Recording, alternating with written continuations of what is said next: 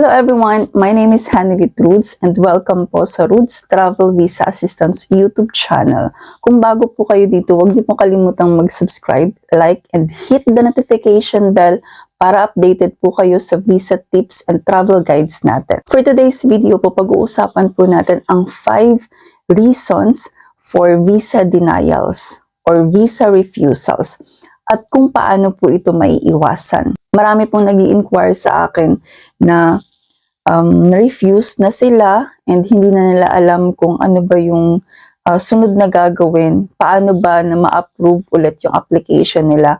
And meron din na yung iba naman ay natatakot mag-apply dahil ayun nga, takot silang ma-refuse ang visa application. So itong video na po ito ay para po sa inyo. Simulan na po natin. First reason ay incomplete documents.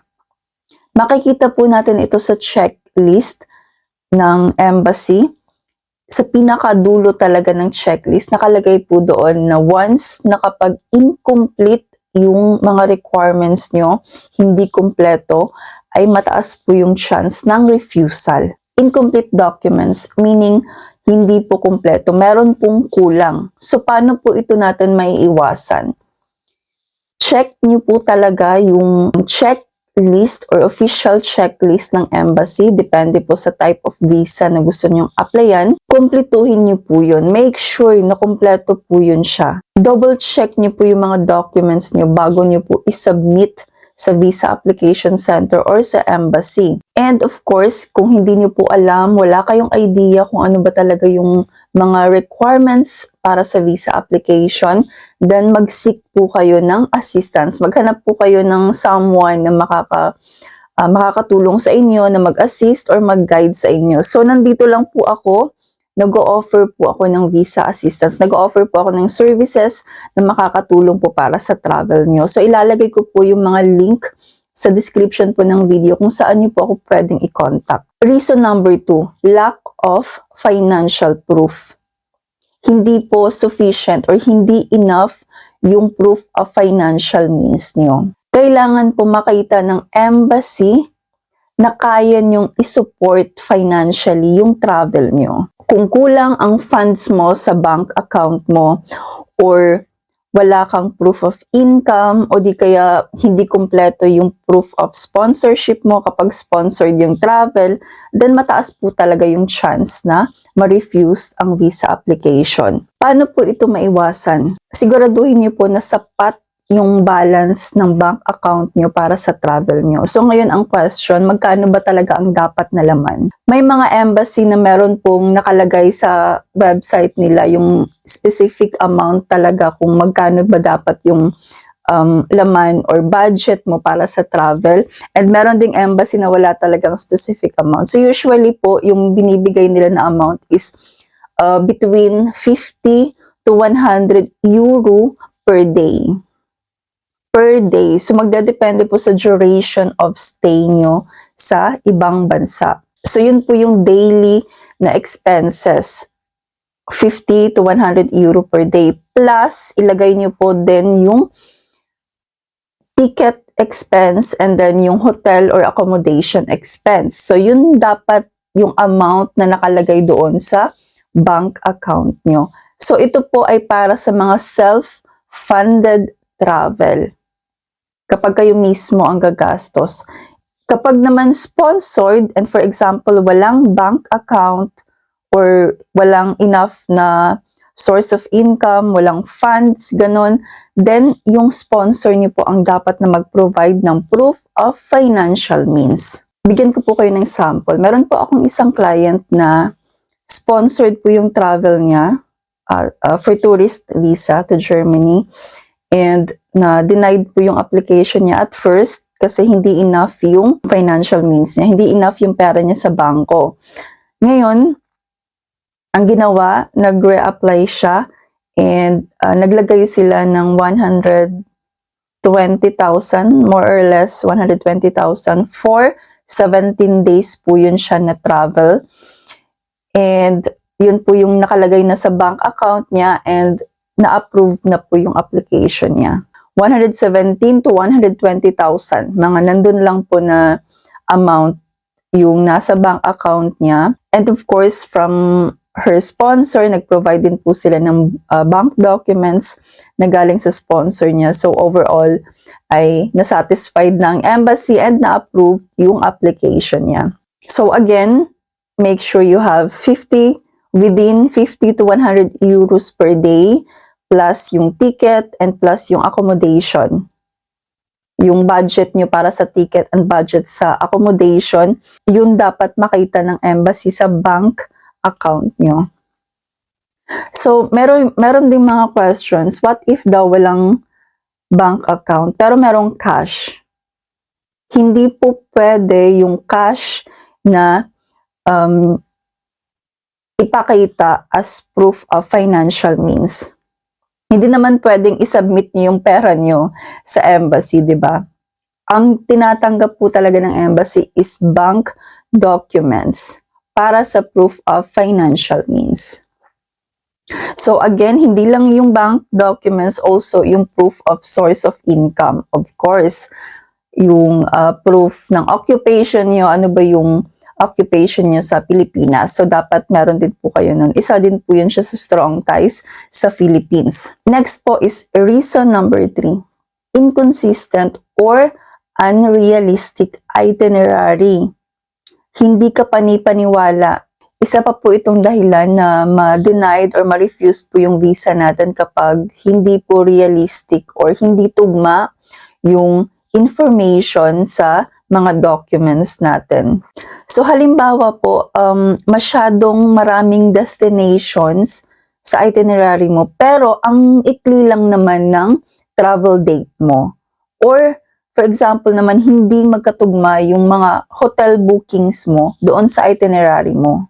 So, paano po natin ito maiiwasan? Planuhin niyo po ng maayos yung itinerary niyo. And of course, siguraduhin niyo na realistic po, kapanipaniwala yung travel itinerary. And then, of course, mag-attach po kayo ng mga supporting documents like flight itinerary, hotel bookings, tickets, train tickets para sa transportations, and whatsoever na pwede niyong ma-provide as proof para sa itinerary nyo. Kung meron kayong mga, like for example, meron kayong mga concert na i-attend, then mag-provide po kayo ng tickets.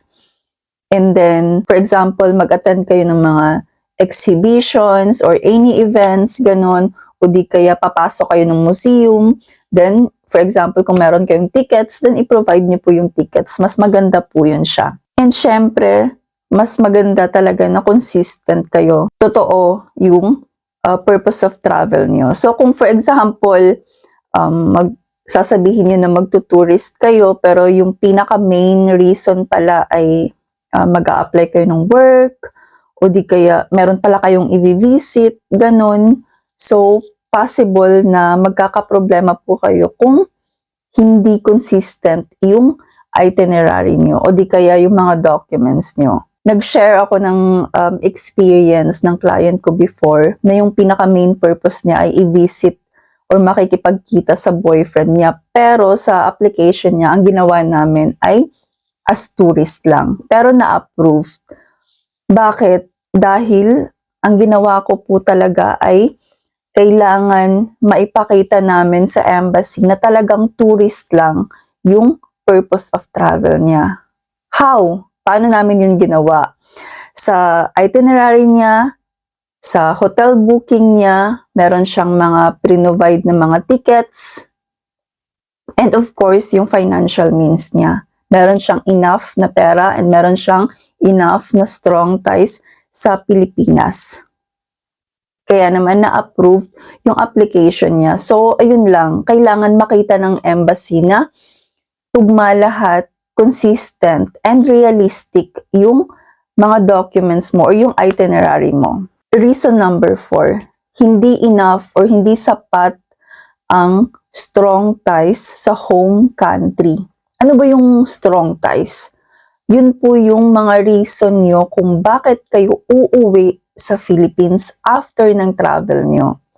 Isa po yun sa pinaka-importante talaga. So, ano-ano yung mga documents na dapat i-provide dito? For example po, kung employed kayo, meron kayong work, of course, yun yung reason yun na uuwi kayo sa Pilipinas dahil meron kayong work o di kaya meron kayong business, meron kayong property sa Philippines. And of course, yung family. Pwede din po yun siya. So for example, kung unemployed, wala kayong source of income, wala kayong property, and then possible din, meron din pong case na wala ding family, for example, 'di ba? So ano yung dapat nyong gawin? Ang pinaka makakatulong po sa inyo kapag wala talaga kayong strong ties ay yung sponsor nyo. Dapat ma-provide ng sponsor yung lahat ng documents na kailangan para sa proof of sponsorship. Sila lang po yung chance nyo talaga.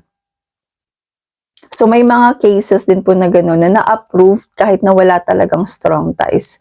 Depende pa rin yan siya. Dapat genuine yung purpose of travel and ma-provide lahat ng sponsor yung kailangang mga documents na galing sa kanya. Ang tip ko din po talaga dito, wag po kayong magmadali na mag-apply ng visa kung sa tingin nyo po ay hindi pa kayo ready sa background nyo, gano'n, yung wala pa talaga kayong maipakitang strong ties sa Pilipinas, mas maganda na work on it, mag-build muna kayo ng ties sa home country, kung possible kayong makapag-apply ng work, o di kaya kung possible kayong mag-invest for business, gano'n, para at least meron kayong maipakitang strong ties sa Pilipinas. Kasi of course, kung kulang talaga yung documents, high chance po talaga ng refusal. So, ganun lang po yun siya. So, kung gusto nyo na maging successful, then kailangan din po talaga natin mag-effort, of course, na para magkaroon tayo ng chance na ma-approved ang visa. Reason number 5 po ay misrepresentation or inconsistencies. Actually, almost the same lang ito sa reason number 3. Pero dito, for example po, kapag fake yung documents nyo, meron akong na-share about dito, fake yung travel insurance na binigay sa kanya ng agency. Yun po yung reason ng refusal niya. So, iwasan nyo po talaga yun. Avoid na mag-provide ng fake documents dahil malalaman po yun ng embassy. Vine-verify po nila yung mga documents natin.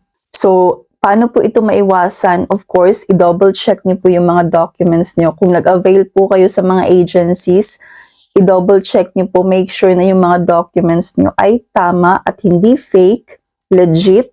And syempre, be honest po talaga sa mga purpose of travel, sa pag-fill up niyo ng application form.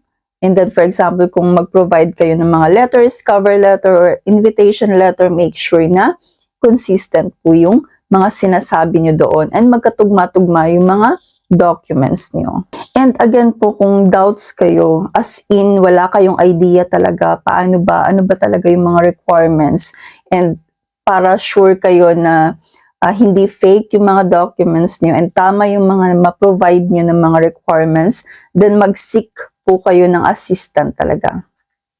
Again, nandito po ako, nagpo-provide po ako ng assistance and i-guide ko po kayo. Ako po mismo ang mag-guide sa inyo para sa visa application nyo. So kung gusto nyo pong mag-avail ng services ko, ilalagay ko po sa description yung link kung saan nyo po ako pwedeng i-contact or pwede nyo pong directly i-visit po yung website natin, rootstravel.com. Pwede nyo po doon i-click yung contact para diretso po kayong makapag-message sa akin or makikita nyo po doon mismo lahat ng services na ino-offer ko. So, ito po yung quick recap natin para sa tips kung paano ba yun siya maiwasan. First, kumpletuhin niyo po talaga yung mga requirements. Mag-base po kayo sa checklist mismo ng embassy. So, every embassy nagbibigay po sila ng checklist.